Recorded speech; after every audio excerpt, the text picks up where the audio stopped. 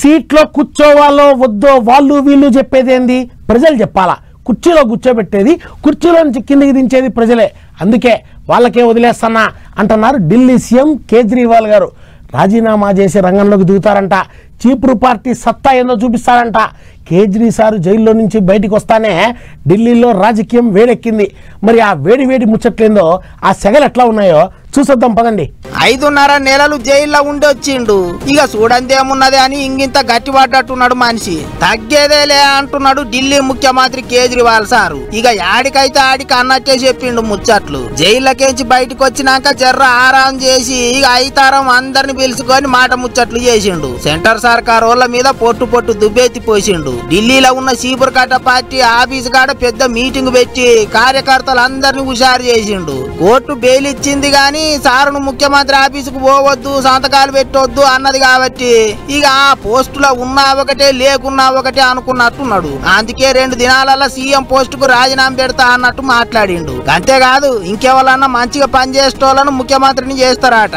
పార్టీలో ఉన్న అందరితోని మాట ముచ్చట చేసి ఢిల్లీకి కొత్త ముఖ్యమంత్రిని సీట్లో కూర్చోబెడతారట. ఇక ముచ్చట్లయితే జోరుగానే చెప్పిండు సారు. 2 दिन के बाद, आज से 2 दिन के बाद मैं सीएम की कुर्सी से इस्तीफा देने जा रहा हूं।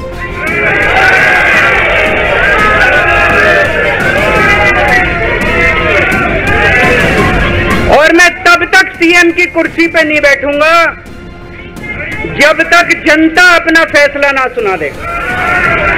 मैं जनता के बीच में जाऊंगा, गली गली में जाऊंगा, घर घर में जाऊंगा, और जब तक जनता अपना फैसला ना सुना दे कि केजरीवाल ईमानदार है, तब तक मैं सीएम की कुर्सी के ऊपर नहीं बैठूंगा।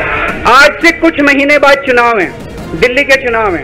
अगर आपको लगता है केजरीवाल ईमानदार है, मेरे पक्ष में वोट दे देना। अगर आपको लगता है केजरीवाल गुनहगार है, मेरे को वोट मत देना।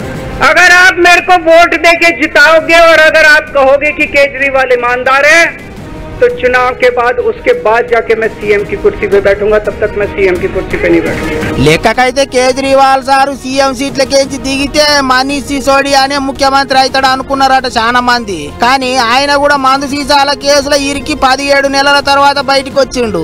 అందుకే ఆయన కూడా ముఖ్యమంత్రి గిరి చేయనన్నాడట.